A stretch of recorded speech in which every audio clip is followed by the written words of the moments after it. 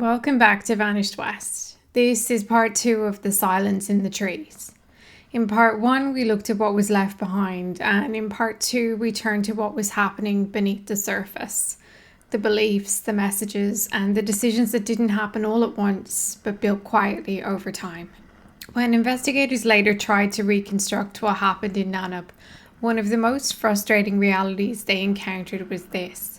There was no obvious moment where life visibly broke apart. There was no frantic phone call, no reported arguments, no sudden disappearance noticed in real time. Instead, what emerged was a slow tapering, a series of small, ordinary interactions that on their own would never have raised alarm. In the weeks leading up to mid-July 2007, Chantal McDougall was still living what looked like a recognisable life. She continued working locally, she interacted with people in the community, she attended familiar places, and to those who saw her, she did not appear panicked or distressed. She did not announce that she was about to vanish. This is one of the reasons the case unfolded the way it did. Nothing announced itself as an emergency. At the same time, there were subtle signals that something was shifting. For months, Chantal, Simon and Tony had been telling family members and acquaintances that they were planning to move to Brazil. The way this was discussed was unusual. It was not tied to an employment, visas or practical arrangements. It was spoken about in vague philosophical terms. Brazil as a place of withdrawal, a place aligned with spiritual communities, a place removed from the pressures and corruption of Western society. For Simon, Brazil was never just a country, it was an idea. To Chantal's family, the idea was unsettling, but not immediately actionable. Adults talk about moving overseas all the time. People explore alternative lifestyles. Nothing about the conversations on their own suggested imminent danger. What made them troubling in hindsight was how little concrete planning accompanied them. There were no confirmed flights booked, no passports renewed or used, no shipping arrangements for belongings. Instead, what began to happen was a quiet divestment. Some possessions were sold, others were given away. Important items, however, like documents, identification, personal records, were left untouched. Around the same time, Tony Poppick's behaviour became more erratic in ways that at the time were interpreted as personal instability rather than warning signs. Tony was still moving through public systems. He was still visible, but his life had begun to show cracks that didn't align neatly with the idea of a carefully orchestrated departure. One of the clearest examples of this was his appearance in the Margaret River Magistrates Court. Tony pled guilty to a charge of disorderly behaviour. It was not a serious offence, but it placed him firmly on the record shortly before his disappearance. He was not hiding, he was not incapacitated, he was not absent, he was engaged, however dysfunctionally, with the world. This detail matters because it complicates the idea that everything unfolding in July of 2007 was smooth, controlled or unified. Whatever plan existed in theory, real life was still intruding.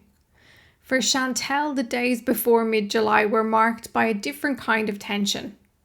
Her family later described her as being increasingly distant, though not entirely unreachable. Contact did not stop abruptly, it thinned. Conversations became shorter, information was less forthcoming. When family members raised concerns or asked questions, they were reassured, but not convincingly. This kind of distancing is common in high control environments. It rarely takes the form of an explicit break. Instead, it manifests as emotional buffering.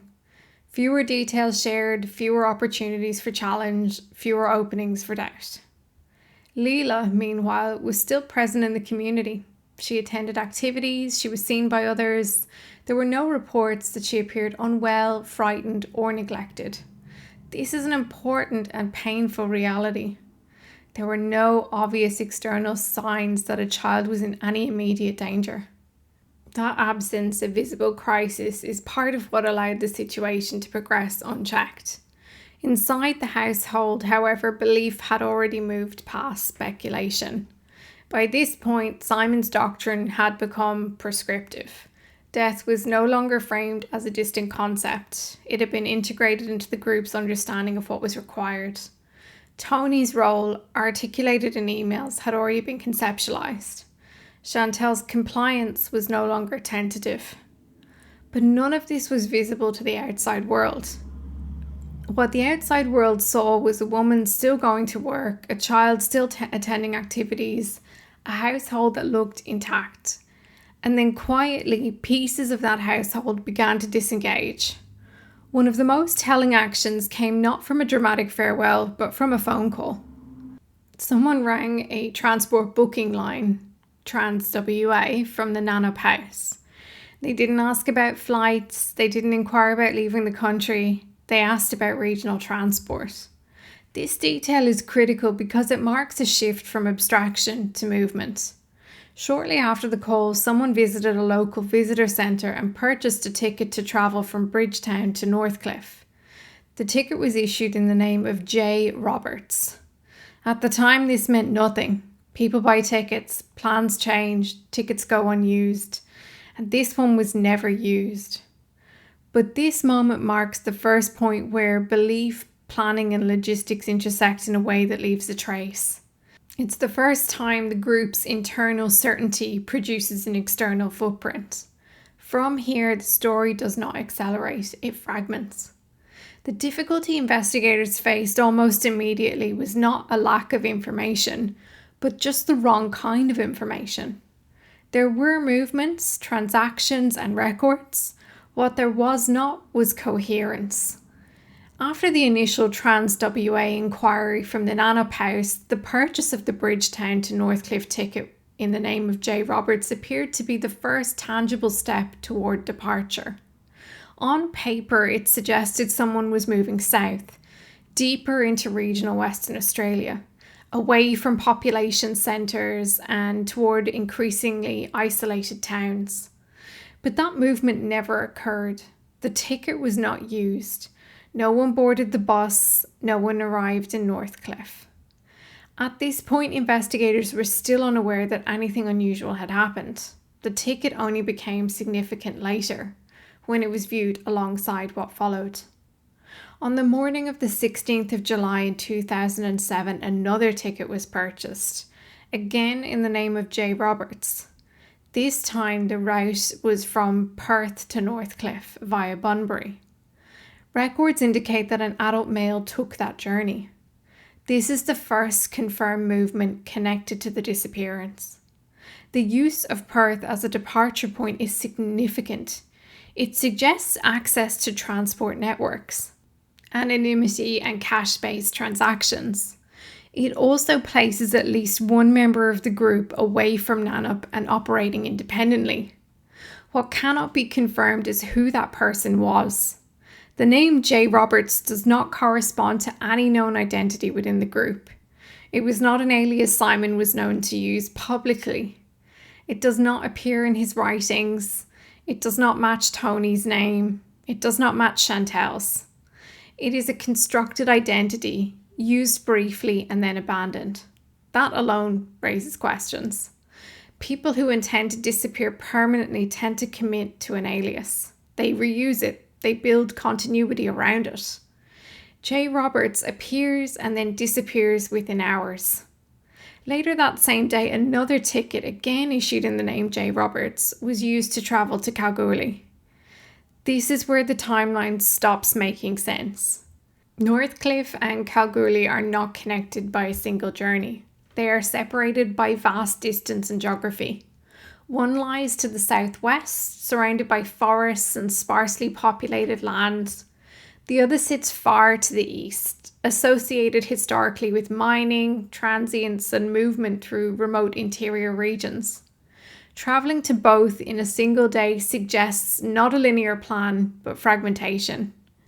It is unclear whether the same person used both tickets. It is unclear whether multiple people were involved. It is unclear why the same alias was used for divergent routes. The coroner would later describe this as a mystery within a mystery. That phrase is not rhetorical. It reflects genuine investigative confusion. If the email outlining a suicide plan represented a clear sequence, death, burial, disappearance, then these movements do not align neatly with it. They suggest either deviation, collapse, or parallel actions unfolding simultaneously. Where during all of this were Chantel and Leila? There are no confirmed records of either of them travelling on the 16th of July. No tickets in their names, no witnesses who can place them on public transport, no CCTV footage that clearly identifies them. This absence is not neutral. If Chantel and Leila were alive and moving, they left no trace. If they were already dead, there is no physical evidence to confirm it. Either explanation is deeply troubling. What makes this period particularly difficult to interpret is the lack of a single narrative thread. Instead of one journey, there are many partial ones. Instead of one destination, there are several. Instead of clarity, there is dispersion. Investigators considered the possibility that these movements were deliberate misdirection, a way of obscuring what was really happening by creating false trails. But that explanation assumes a level of coordination that does not sit comfortably with the rest of the evidence. Nothing else about the disappearance is particularly clean. The house was not empty, documents were left behind, personal items remained. These are not the actions of people carefully engineering a long-term escape. At the same time, they are also not actions of people fleeing immediate danger. The movements on the 16th of July sit awkwardly between those explanations. They look purposeful, they look planned, but they do not look resolved. Police would later investigate whether Tony Poppet could have been responsible for some or all of these movements. His court appearance shortly before all of this, his drift towards regional WA, and his role as described in the emails made this a plausible line of inquiry. But plausibility is not proof. There is no definitive evidence placing Tony on either route that day. There is no confirmed sighting tying him to the J. Roberts alias. And there is no physical evidence linking him to Kalgoorlie or Northcliffe after that date. Simon, on the other hand, was known to be comfortable using false identities. He had done so before, successfully, for years. He understood documentation, systems, and the value of confusion. If anyone in the group was capable of moving under a fabricated name without raising suspicion, it was him. But again, capability is just not evidence. What investigators were left with was a pattern of movement that resisted interpretation. Each action could be explained individually. Together they formed no clear picture. And this is where the case begins to shift from disappearance to something more unsettling. Because when people vanish accidentally or impulsively, patterns emerge quickly. When people plan to leave, their planning leaves trails. When people die, evidence eventually surfaces. Here, the opposite happened. The more investigators uncovered, the less the pieces seemed to fit. Movement did not lead to destination. Action did not lead to outcome. Evidence did not lead to certainty. It simply accumulated. And as days turned into weeks, the window in which answers might have been found narrowed, quietly and irreversibly. When police eventually entered the house in Nannup, what struck them was not what was missing, but what remained. Disappearances tend to announce themselves through absence. Clothes gone, drawers empty, personal effects removed in a way that suggests either panic or preparation. This house showed neither. Food was still in the refrigerator, not spoiled, not thrown out, simply just left. Meals had been started and not finished. Dirty dishes were still on the table. These are not details investigators dismiss lightly. They speak to interruption, not closure. Wallets were still inside the house. Credit cards were untouched. Personal documents had not been gathered. In cases where adults intend to start a new life, identification is one of the first things taken. It's difficult to function, even on the margins, without it. Here, nothing suggested that kind of foresight. At the same time, some things had been altered. The beds had been stripped of their linen, not destroyed, not discarded, but removed. This detail would later trouble investigators deeply. Stripped beds can mean many things. They can signal departure, they can signal cleaning, they can signal preparation. But in this context, they existed alongside a house that otherwise looked paused mid-use. If someone intended never to return, why leave personal items behind? If someone intended to return, why remove bedding? There was no sign of struggle, no damage, and no blood. The house did not look like a crime scene. It looked like a household that expected continuity, even if that continuity never came. Leela's belongings were still present: toys, clothing, items associated with her daily life. This detail alone removes certain explanations from consideration. Children do not leave their lives behind without assistance. If Leela was alive when she left the house, she did not leave with preparation. If she was not alive, there is no physical evidence in the house to confirm it. Either scenario is deeply unsettling. Investigators also noticed the absence of farewell notes or instructions. In cases involving planned suicide, particularly within belief systems, individuals often leave explanations: letters, manifestos, statements of intent. Here, there was nothing. No explanation left for family, no justification left for the world. The only articulation of intent existed privately, in emails that were never meant to be discovered. This matters because it suggests that whatever was planned was not designed to be understood by outsiders. There was no desire to persuade or to explain. The belief system did not require validation, it required execution. The domestic stillness of the house stands in sharp contrast to the movements that followed. Someone took the time to disconnect the phone line. Someone took the time to make travel inquiries. Someone took the time to move through public transport systems under a false name. And yet they did not take the time to pack. This contradiction is one of the most difficult aspects of the case to reconcile. Investigators considered whether the house was staged to appear ordinary, a way of delaying alarm. But staging usually involves intentional normalization: lights left on, routines implied, signs of recent activity. Here, there was no attempt to create a false impression of ongoing occupancy.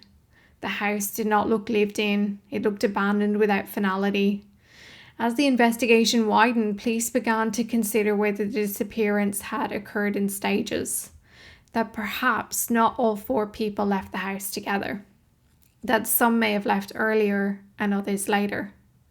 This theory helps explain the fractured movement patterns, the multiple tickets, the divergent routes, the absence of a single departure point. But it raises further questions. If Chantal and Leela did not leave the house together with Simon and Tony, then where were they during the movements on the 16th of July? And if they left earlier, how did they leave without leaving a trace? There were no neighbours who reported unusual activity, no confirmed sightings placing Chantal or Leela on public transport, no CCTV footage that clearly identified them. In a small town like Nanop, this absence is striking. It suggests either extreme discretion or that movement occurred in a way that avoided public spaces entirely. Investigators also examined whether the house itself could hold answers that were no longer visible, whether something had been removed, whether cleaning had occurred, whether evidence had been deliberately erased. But again, the house resisted interpretation. If somebody wanted to conceal violence, the house would not have been left in this state. If somebody wanted to signal departure, they would not have left it like it either. The house occupies an uneasy middle ground, not a beginning and not an end. As days passed and the investigation expanded, this domestic ambiguity became one of the case's defining features. It offered no narrative, it pointed in no clear direction. It simply stood there, quiet, unresolved, and empty. And as the tension shifted outward to transport records, sightings, and theory of international travel, the house became something investigators could not return to. Time passed, weather changed, the moment that might have offered clarity dissolved. What remained was a structure that had once held belief, dependency, and intention, now holding nothing at all.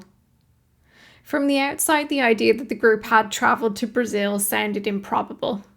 From the inside of the investigation, it did not. For months before the disappearance, Chantel, Simon, and Tony had spoken openly about Brazil.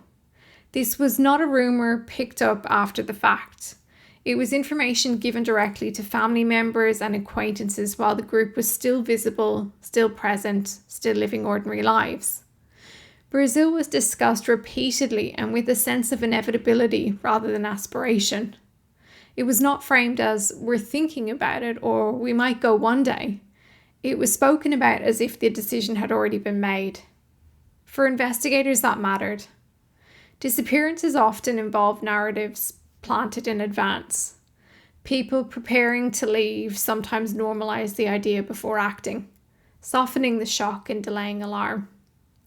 When family members later try to reconstruct timelines, those early conversations become reference points. So police treated the Brazil angle seriously.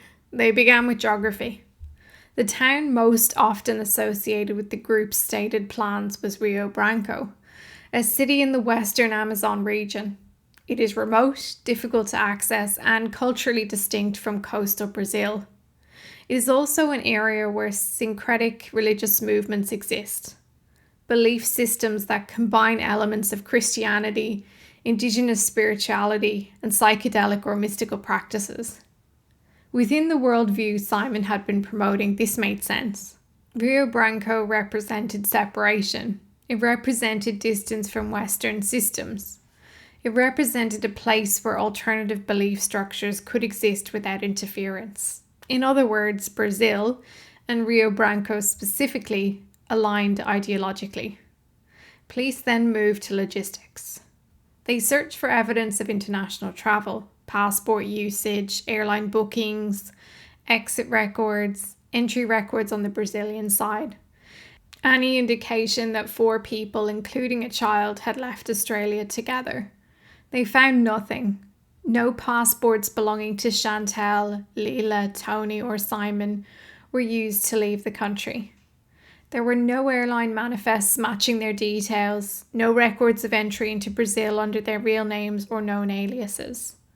Investigators also considered the possibility of false documentation.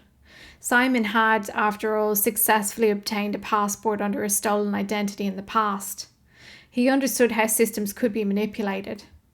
But even that explanation had limits. Falsifying documents for one adult is difficult but possible. Doing so for 4 people, including a 6-year-old child, without triggering scrutiny is exponentially more complex. Children leave trails. They require documentation. They are noticed. There was no evidence that Leela had crossed any international border. As the Brazil investigation deepened, it began to collapse under the weight of its own absence. There were no financial records suggesting international relocation, no bank activity overseas, no contact with known spiritual communities in Brazil, no correspondence indicating arrival or settlement. The idea of Brazil remained exactly what it had always been, a story. This realization forced investigators to confront a more troubling possibility. If Brazil was not a destination, then why was it introduced so persistently into conversations? One explanation is misdirection. By speaking openly about leaving the country, the group may have created an assumption that any future absence would be explained by international travel. Family members might wait longer before raising alarm. Police might initially look outward rather than inward. Another explanation is internal rather than strategic. Within Simon's belief system, Brazil functioned symbolically. It represented the act of withdrawal, not the mechanics of it. It allowed followers to conceptualize leaving society without grappling with the practical realities of how that would actually occur. In that sense, Brazil did not need to be real. It needed to be convincing. As investigators stepped back from the Brazil theory, they were left with a narrowing field of possibilities. The group had not left the country, they had not taken the documents required to build a life elsewhere, and yet they had spoken and behaved as if they were leaving something behind. This narrowing did not bring clarity, it brought pressure. Because once international travel was ruled out, the focus returned to Western Australia, and to the uncomfortable reality that 4 people, including a small child, had likely vanished within a landscape that was already being searched. Attention shifted back to regional movements, to transport records, to towns connected not by ideology but by roads. Northcliffe, Bunbury, Kalgoorlie, places that did not form a coherent route, but which all shared one feature: distance from oversight. At this point in the investigation, police were no longer looking for a clear explanation. They were looking for anything that could anchor the story to a physical place. But the deeper they looked, the clearer it became that the disappearance did not behave like a single event. It behaved like a sequence, one that may not have unfolded the way it was planned. And as weeks turned into months, the consequences of that realization became clear. Whatever had happened, it had happened quietly. Whatever evidence once existed, it had not announced itself. And whatever role belief had played, it had already done its work. Once Brazil was effectively ruled out, the investigation narrowed geographically, but not psychologically. Police were now faced with a deeply uncomfortable reality. 4 people, including a 6-year-old child, appeared to have vanished within Western Australia, without triggering any of the usual markers that guide missing persons cases. There was no clear crime scene, no confirmed site of death, no physical evidence that could anchor a search. This placed investigators in a difficult position almost immediately. Most missing person investigations rely on escalation, a moment when behaviour shifts sharply enough to justify urgency. A missed school pickup, an abandoned car, a bank card used unexpectedly, a sighting that places someone somewhere they shouldn't be. Here, escalation never arrived. Instead, the case unfolded through fragments. Police revisited the movements on and around the 16th of July in 2007 repeatedly, attempting to build a narrative that made sense of the transport records. They examined the Trans-WA call, the visitor centre ticket, the Perth departure, the Bunbury transit and the Kalgoorlie journey. Each element was verifiable on its own. None of them connected cleanly to the others. The use of the name J. Roberts was particularly troubling. False names are not unusual in disappearances, but they are usually consistent. People choose an alias and stick to it. They build a temporary identity around it. Here, the name appeared briefly, served a purpose, and then vanished. Investigators tried but could not link J. Roberts to any known documentation, employment, accommodation, or longer-term movements. It functioned as a disposable identity, used just long enough to facilitate movement, then abandoned.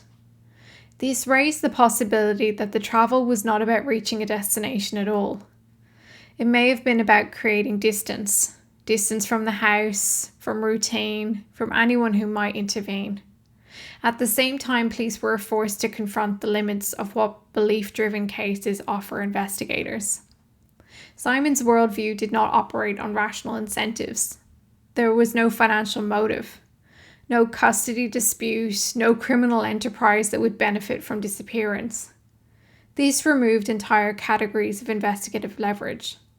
If Simon believed or claimed to believe that death was transition, then traditional deterrence meant nothing. That left only psychology. Police began consulting experts in cult dynamics and high control belief systems. These consultations did not provide answers, but they did offer a framework for understanding why the disappearance resisted resolution. High control belief systems tend to produce outcomes that feel irrational to outsiders, but are internally coherent. Actions that look contradictory from the outside can make perfect sense within the belief structure itself. Leaving wallets behind, for example, might appear careless unless money is considered irrelevant. Disconnecting the phone line might seem strategic unless communication is no longer valued. Fragmented travel might look chaotic unless the purpose is separation rather than arrival. In this framework, the disappearance does not unfold as a single event. It unfolds as a process. Investigators also had to contend with the absence of witnesses. Nannup is a small town. People noticed comings and goings, but July of 2007 did not produce reports of vehicles leaving late at night, unfamiliar faces, or suspicious activity. There were no confirmed sightings of Chantel or Leela after mid-July. No neighbour could place them definitively on a particular day or at a particular time. This absence of observation did not indicate that nothing had happened. It indicated that whatever had happened avoided public spaces. Searches were conducted in surrounding bushland, but without a clear starting point, they were necessarily broad and limited. Western Australia's landscape does not lend itself easily to exhaustive searches.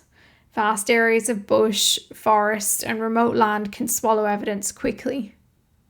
Without a body, without a crime scene, and without a confirmed last sighting, the investigation began to stall. Not from lack of effort, but from lack of traction. As months passed, attention shifted towards maintaining the case rather than solving it. Missing persons files were updated, information was logged, tips were received and assessed, but no single lead broke open the timeline. And then years later, something surfaced that forced police to look backward once again, a name that should not have existed anymore. By the time the investigation had settled into its uneasy holding pattern, years had already passed. Chantel and her daughter Leela were no longer newly missing. Their names sat inside databases. Their faces appeared periodically in appeals. The case was open, but it was no longer active in the way it had been in the first few months. That is the natural trajectory of most disappearances without evidence. They do not close, but they do recede. Then in 2011, something happened that disturbed the stillness. A man checked into a caravan park in Albany in Western Australia's south. He paid cash. He did not use a credit card. He did not provide extensive identification. He gave a name. That name was Gary Felton. For investigators familiar with the Nannup case, this detail was immediately unsettling. Simon's use of a false identity had been central to understanding his past. The name Gary Felton was not one he used publicly during his years in Australia. It was the name tied to his earlier life in England, the name he had effectively buried. And yet here it was, reappearing quietly, years after his disappearance. Police did not dismiss the sighting outright. They couldn't. The circumstances were specific enough to warrant attention. The payment was in cash.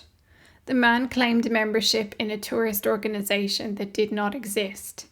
He did not remain long, and then he was gone.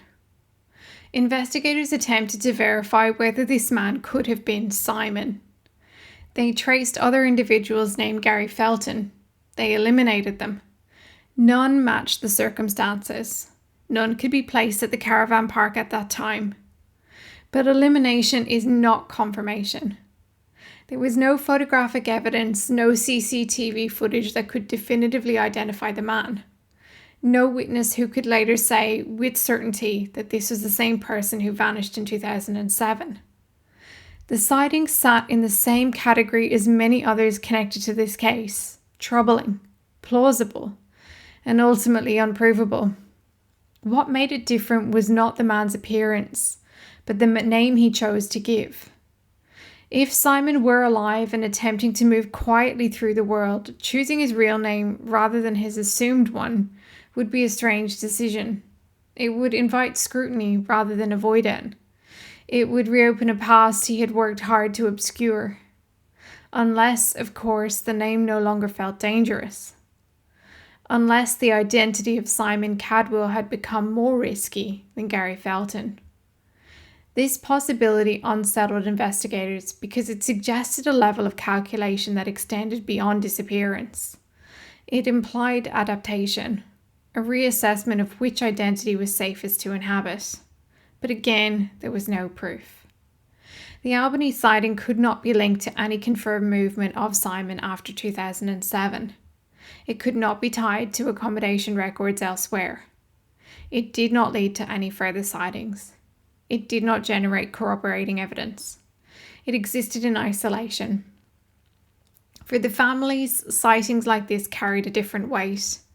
They reopened questions that had never been answered.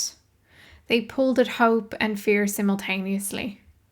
Was it possible that Simon had survived? If so, what did that mean for Chantel, Leila, and Tony? If Simon was alive, it did not automatically mean that the others were too. But the possibility complicated grief. It destabilized any attempt to reach closure. For investigators, the sighting underscored a deeper problem. This case resisted binary outcomes. There was no definitive moment where police could say, this is when they died. There was no evidence strong enough to say, this is where they went. Every potential explanation left something unresolved. As time passed, the investigation shifted into a different phase. Not one focused on solving the case, but on understanding it. And that shift would eventually lead to a formal inquest, not because answers had been found, but because uncertainty had become permanent. By the time the matter reached the coroner, the disappearance of Chantal McDougall, her daughter Leila, Simon Cadwell, and Tony Popick had already resisted every conventional investigative pathway. Years had passed, searches had yielded nothing, sightings had collapsed under scrutiny. What remained was not a case that could be solved through discovery, but one that required interpretation. A coroner's inquest is not a criminal trial. It does not determine guilt. It does not operate on proof beyond reasonable doubt. Its role is narrower, and in cases like this, more uncomfortable. It seeks to determine what most likely occurred based on the available evidence, even when that evidence is incomplete. From the outset, the inquest into the Nannup disappearance acknowledged its limitations. There were no bodies, no forensic evidence of death, no confirmed site where harm had occurred. What existed instead was a body of circumstantial material. Documents, testimony, travel records, and psychological analysis that had to be weighed not against certainty, but against plausibility. One of the most significant pieces of material examined was Simon's writing. The coroner reviewed the book Simon had authored, as well as his online communications and emails to followers. These were not treated as abstract philosophy. They were examined for what they revealed about intent, mindset, and progression. Simon's belief system was not static. It evolved over time, moving from broad spiritual commentary into increasingly perceptive doctrine. The concept of a 75,000-year cycle of humanity approaching a point of judgment and of ascension through death were not passing references. They formed the backbone of his worldview. More importantly, the inquest examined how these beliefs were operationalized. The emails describing a planned suicide were central to this examination. They were not dismissed as metaphor or fantasy. The coroner noted the specificity of the language, the assignment of roles, and the absence of hesitation or emotional turmoil in the writing. This was not a cry for help. It was not an expression of despair. It read as instruction. Tony's role within this framework was also scrutinized closely. The coroner considered his personal history, his drift away from stable employment and relationships, his increasing reliance on the belief system, and his apparent willingness to detach from the physical world. The idea that Tony might have been positioned as the executor of Simon's plan was not treated lightly. It was weighed against the absence of direct evidence that he'd carried it out. This tension defined much of the inquest. On one hand, the belief system provided a coherent explanation for why the group might have chosen death. On the other, there was no physical confirmation that death had actually occurred. The inquest also examined the practical impossibilities of survival. Leela's disappearance was particularly significant. Children leave trails, they attend school, they require medical care, they interact with institutions. For a 6-year-old to vanish completely without generating any trace over the years defies probability. The coroner acknowledged this explicitly. While it was theoretically possible that the group had survived somewhere undetected, the likelihood diminished with each passing year. The coroner was careful not to overstate what could be concluded. There was no evidence identifying where deaths may have occurred, no evidence establishing how they might have occurred, no evidence proving that Simon or Tony had died. The inquest did not and could not state definitively that the 4 were dead. Instead, it arrived at a finding rooted in probability rather than proof. Based on the belief system, the planning evidence in the emails, the lack of documentation or sightings over an extended period, and the practical realities of survival without trace, the coroner concluded that the most likely explanation was that all 4 had died. This conclusion did not close the case. It formalised its uncertainty. For the families, the finding offered no clarity about what had actually happened. It did not tell them where their loved ones were, it did not explain how the final moments unfolded, and it did not resolve the contradictions that had haunted the case from the beginning.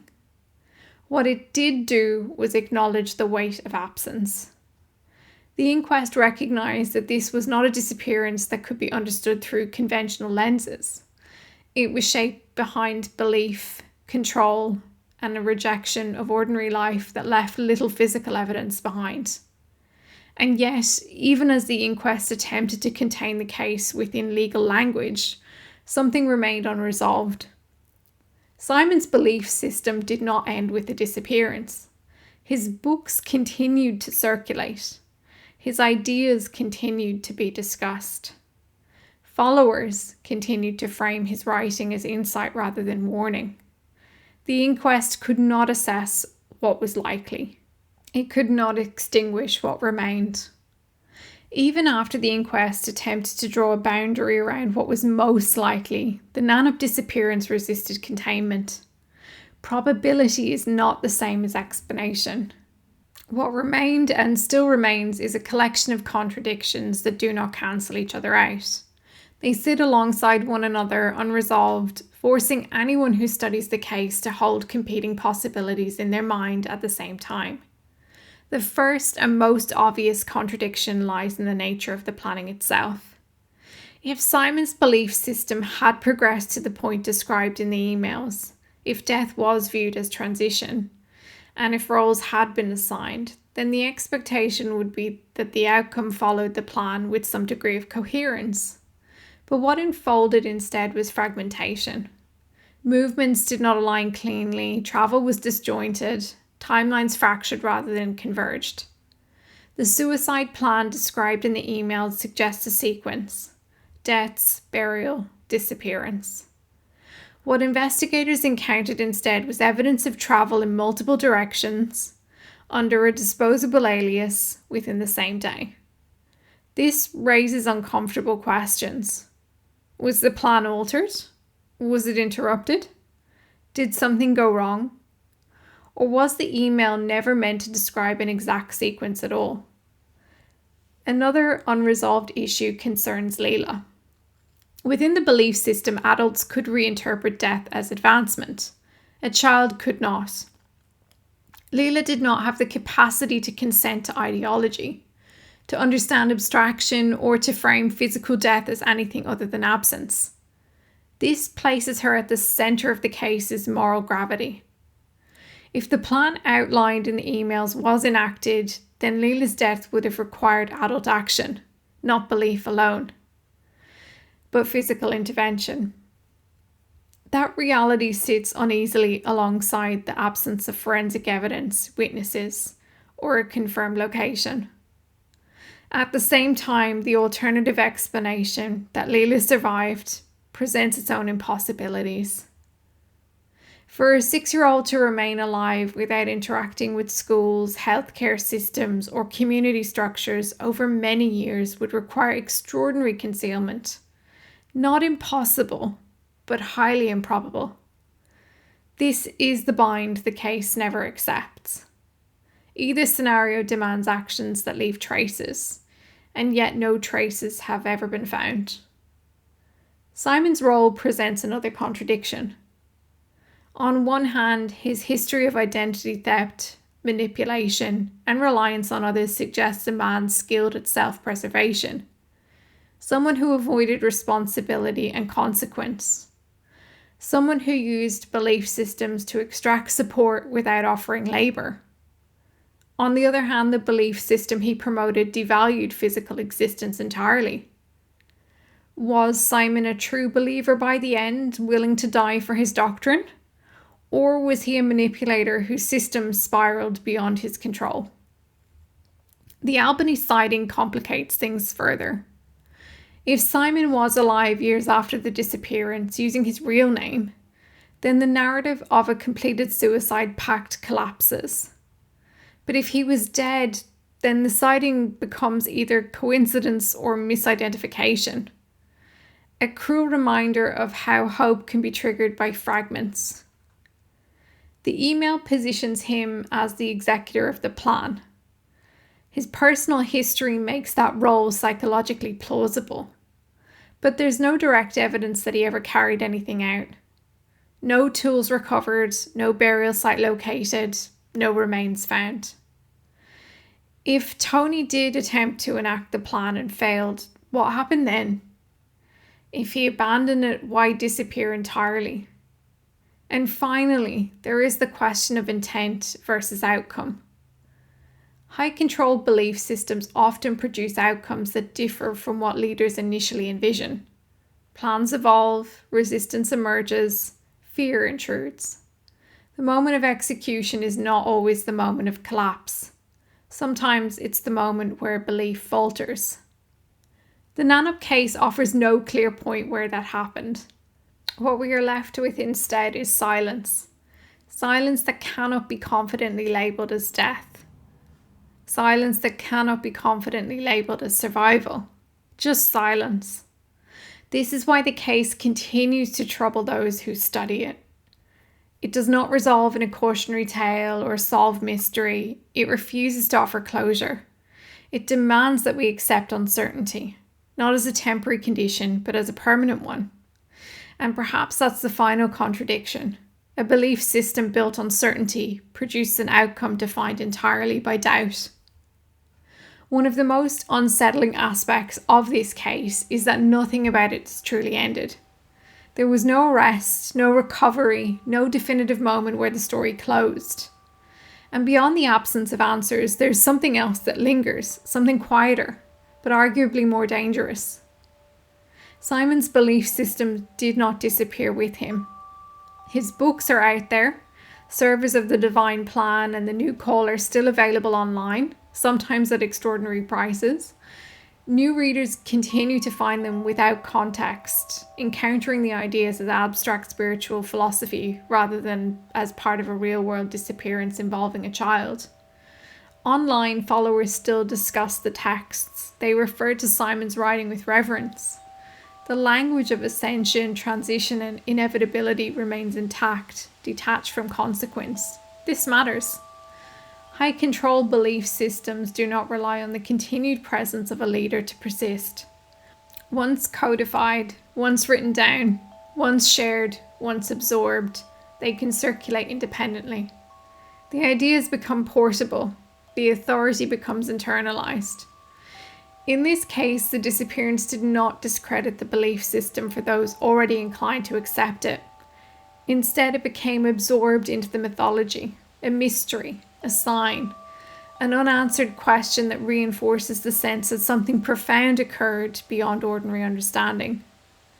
For those outside the belief system, the same facts produce the opposite reaction.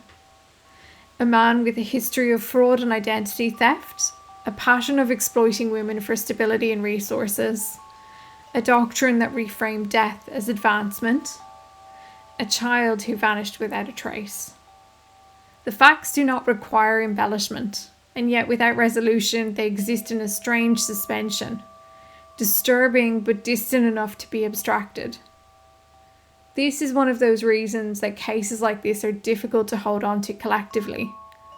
Without a conclusion, attention drifts. The absence becomes normalized. The story becomes something people vaguely remember rather than something they actively confront. For Chantel's family, this distance has never existed. They have spoken openly about the pain of not knowing, the way uncertainty corrodes rather than heals. Not being able to fully grieve, not being able to hope responsibly. Existing in a space where every new sighting, every rumour, every fragment of information reopens the wound. For Leela, the absence is even more stark. Children are meant to grow visibly. They leave records, traces, they become people with histories. Leela never had the chance to do any of that.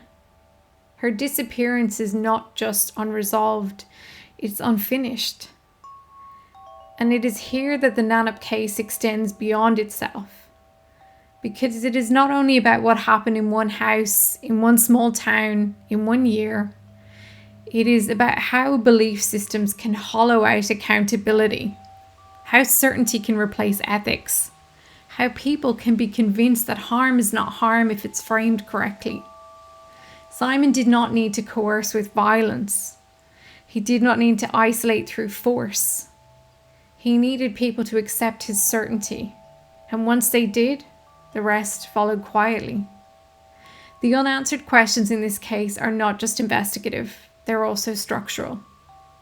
What happens when belief replaces responsibility? What happens when ideology overrides attachment? What happens when a child is raised inside a system that does not recognize her autonomy or her future? The Nannup disappearance does not answer those questions. It leaves them with us.